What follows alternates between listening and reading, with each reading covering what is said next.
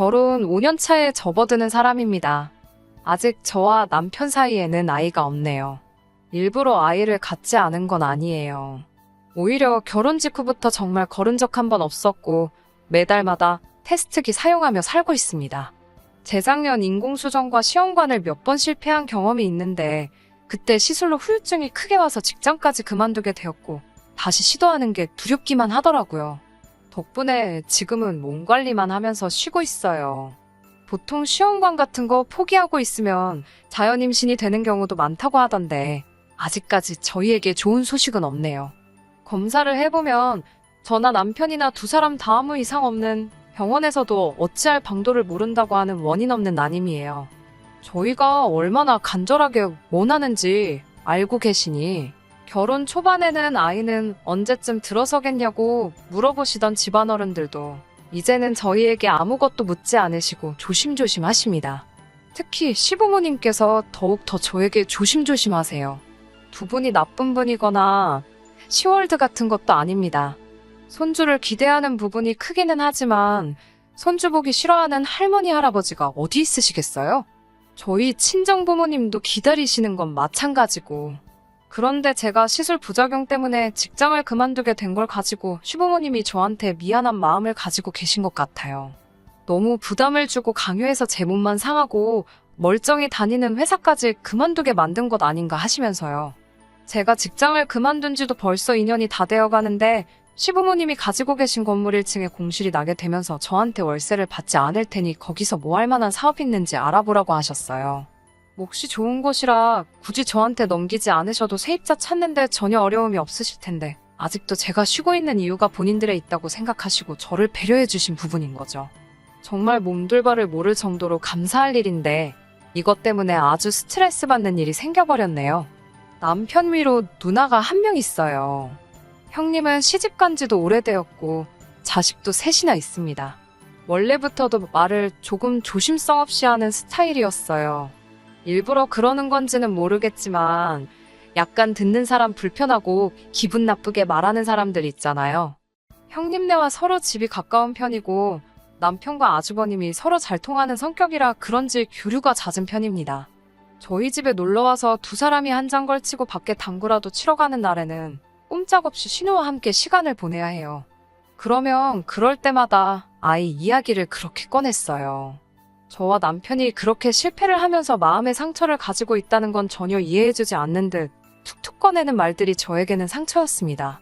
애 키우는 게 힘이 들고 어려운 일이라는 건 알고 있습니다. 신세 한탄 정도 하는 거면 들어줄 정도는 되는데 신우는 꼭 옳게, 나는 옳게가 제일 부러워. 억지로 가지려고 하지마. 애 없는 게 요즘은 복이래. 뭐하러 애를 가지려고 해?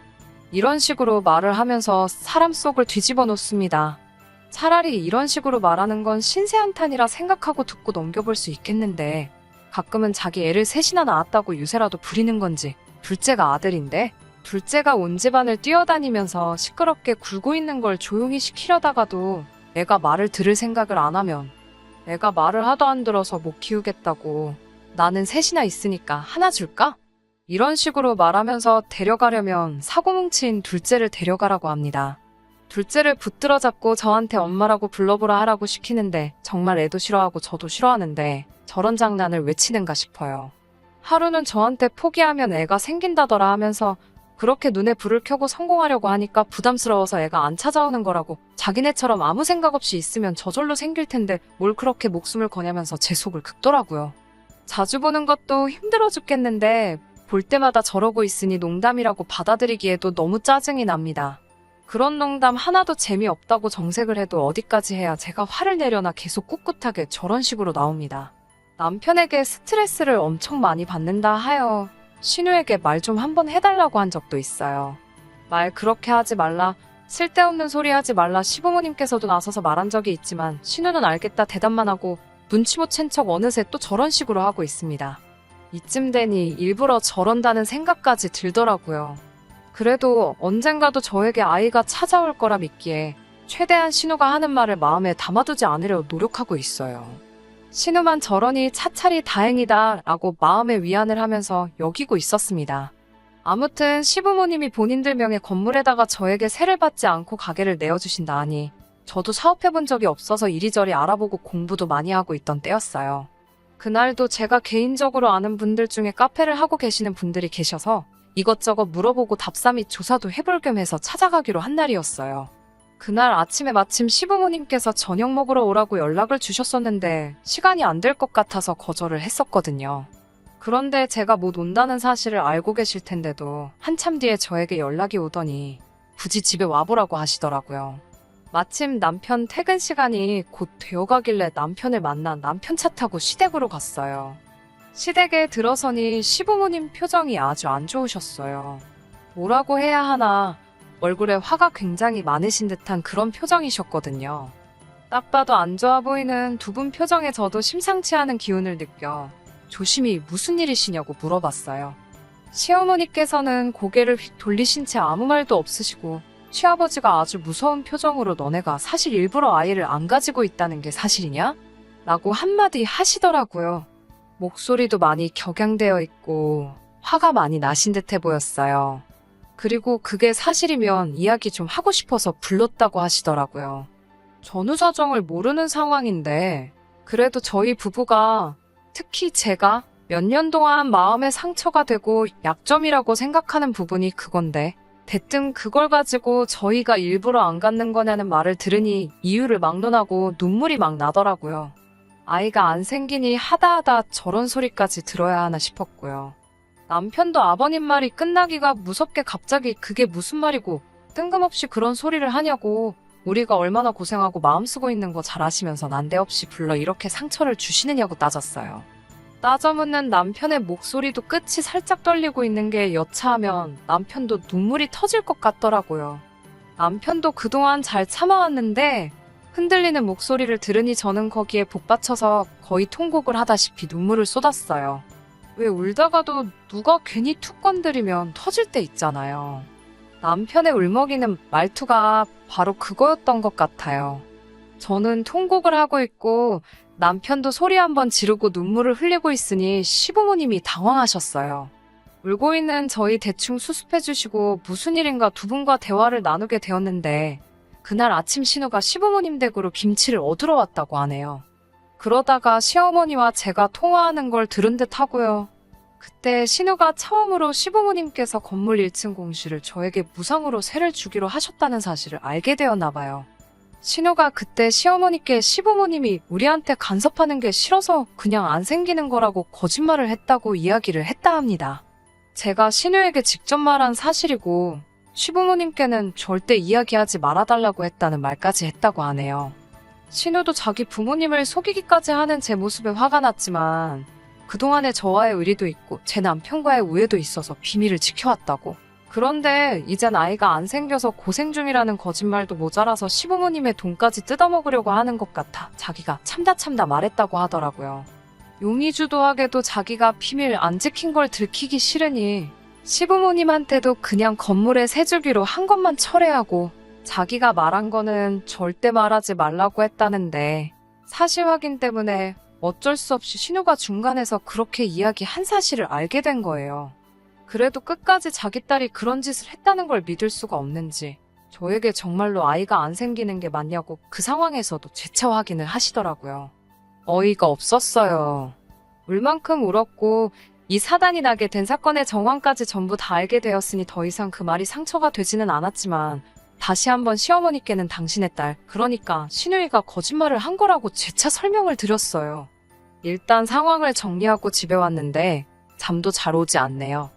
남편도 누나가 왜 그랬을까라고 의아해하지만서도 뭐 어떻게 한바탕 뒤집어버리려는 생각은 없는 것 같아요. 그냥 연 끊고 안 보고 살면 되지 하면서 살살 제 기분만 맞춰주려고 하는 것 같은데 가족이라는 게 연이 그렇게 쉽게 끊어지는 게 아니란 건 알고 있고 그냥 이렇게 몇 달 안 보다가 어영부영 다시 만나게 되겠죠. 더군다나 한 동네 살고 있는 데다가 남편도 당장 집 애영 아니면 근처에 같이 술 먹고 놀 사람도 없을 테니 말이죠. 너무 화가 나서 잠도 잘 오지 않네요. 남편 말 맞다나 안 보고 사는 것 말고 제대로 한 방 날려주고 싶어요. 마음 같아서는 당장 찾아가서 머리끄댕이라도 잡고 싶지만 제가 잘못한 거 하나 없고 신우가 다 잘못한 일이라도 팔이 안으로 굽지 다른 가족들이 제 편 들어주겠어요? 저 혼자 참아내야 하는 일인가 싶어서 너무 화가 나네요. 후기 보내드립니다. 제가 사연 보내드린 지도 벌써 한 달이 지났어요. 신우는 시어머니한테 무슨 연락이라도 받았는지 왜 그랬냐는 제 질문에는 대답 한 번 없었고 연락 한 번 되지 않았네요. 그 길로 저는 시댁으로 향했습니다. 시댁에 도착하자마자 자리 깔고 앉아서 신우 불러오라고, 신우 와서 오해 풀고 가기 전까지는 저도 집에 가지 않을 거라고 엄포를 놓았어요. 시어머니도 저를 말리시다가 안 되겠다는 걸 알아채셨는지 곧바로 신우를 부르더라고요. 그렇게 신우도 시부모님 집으로 찾아왔습니다. 뭐가 그렇게 당당한지 아무렇지도 않은 척 인사를 하더라고요. 저에게 잘 지냈냐고 물어보면서도 제 표정을 살피면서 최대한 저랑은 말을 안 섞으려고 하더라고요. 얼굴 보자마자 한마디 퍼부어주고 싶었지만 시부모님도 계시고 하니 일단 식사를 먼저 시작했어요. 정말 표정 하나 바뀌지 않고 시어머니한테 엄마, 이거 맛있다 하면서 아양을 떠는데 정말 소름이 다 돋더라고요. 식사가 다 끝나고 나니 제가 먼저 묻지 않아도 시부모님께서 제가 참아왔던 분노를 터뜨리기 전에 먼저 신우에게 그때 그 일에 대해서 왜 거짓말을 했는지 먼저 물어봐 주시더라고요. 저도 많이 화가 난 상태이기는 했는데 그래도 신우가 대답하는 태도에 따라서 일 크게 만들지 않을 생각도 가지고 있었어요. 하지만 신우는 뻔뻔하게도 정말 얼굴 표정 하나 바뀌지 않고 당당하게 자기가 말한 게 사실이라고 하더군요. 애 낳기 싫은데 어른들이 반대할까봐 난임이라고 속이고 있다는 식으로 제가 틀림없이 자기한테 말했다고 하더라고요. 오히려 저보고 이제 걸리니까 자기를 팔아먹어서 오리발을 내민다고 저보고 그렇게 안 봤는데 아주 무서운 사람이라고 연기까지 하더라고요. 제가 너무 화가 나서 언제 그랬냐고 화를 내니 오히려 신우는 저 때문에 겁을 먹고 당황했다며 숨이 잘 안 쉬어진다는 거짓말을 하고 앰뷸런스를 부르려고 하더라고요. 정말 저야말로 억울함에 우라가 터져서 뒷목을 잡고 쓰러질 뻔했어요. 매번 이런 상황에 누구 편을 들어야 할지 어영부영하던 남편이 그제서야 나서더라고요. 여태 저희가 병원을 다니며 받은 검사 기록을 그 자리에 던졌어요. 얼굴은 잔뜩 일그러진 채로 화가 많이 나 보이더라고요. 어떻게 다른 사람도 아니고 누나가 우리한테 이럴 수 있냐고 화를 내더라고요. 신우가 발뺌하지 못할 증거 앞에 깨갱거리고 아무 말도 못하고 있었어요. 시부모님도 이미 진작에 신우가 거짓말하고 있는 걸 알고 있었으니 신우에게 왜 있지도 않은 사실을 진짜처럼 만들어서 여러 사람 마음 상하게 하느냐고 아주 혼쭐이 나고 있었죠. 아주버님도 이때만큼은 형님의 편을 들어주지 못하고 꿔다 놓은 보릿자루 마냥 가만히 앉아서 바닥만 바라보고 있었어요. 신우는 그제서야 엉엉 울면서 쟤들한테 암만 애가 없는 게 불쌍하다고 해도 나는 애가 셋이나 있고 엄마의 친딸인데 어떻게 엄마는 상가 건물을 쟤한테 돈 한 푼 안 받고 세를 줄 생각을 하느냐고요. 저는 애도 없으니 다시 회사 같은 거 들어가려면 얼마든지 들어갈 수 있는데 말인즉슨 며느리인 제가 딸인 자기를 제치고 무언가를 받는 게 배가 아파서 꾸민 수행이라고 하더라고요.